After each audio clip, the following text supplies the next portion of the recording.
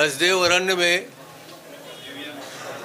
जो हमारे 3 आदिवासी साथियों की गिरफ्तारी हुई है वो सिर्फ इस बात के लिए है कि वहाँ पेड़ों की कटाई शुरू हो चुकी है। 30,000 पेड़ काटे जा चुके हैं अब तक। 2.5 लाख पेड़ और काटे जाएंगे। आप सबको बहुत बहुत धन्यवाद। मैं सदन के भीतर अभी सभी साथियों आप लोगों को मैंने धन्यवाद दिया है कि आप लोगों ने बड़ी मेहनत करके हम लोगों के बातों को नोट करके समाचार पत्रों में छाप करके यहाँ की जानकारी को आम जनता तक पहुँचाया है, दिखाया है। उसके लिए आपको बहुत बहुत धन्यवाद। आज मैं दुखी हूँ इस बात से कि 7 दिन तो हुए हैं सरकार को और पहला काम उन्होंने अडानी के पक्ष में किया है। हसदेव अरण्य में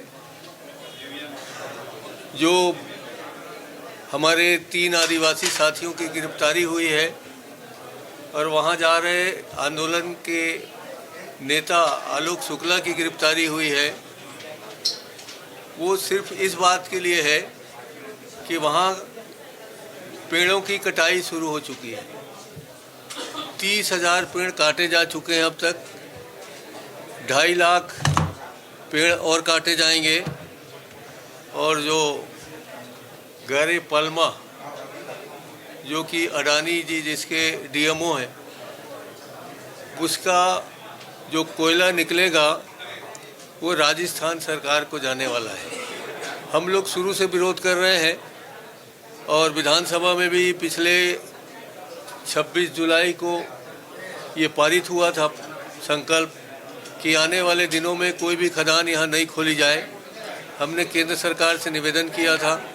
हमने ये चाहा था कि अब भविष्य में किसी प्रकार की खदानें न खोली जाए, क्योंकि जो खदानें खुली हैं वो आने वाले 50 साल तक कोयला की जो खपत है उसके लिए पर्याप्त है।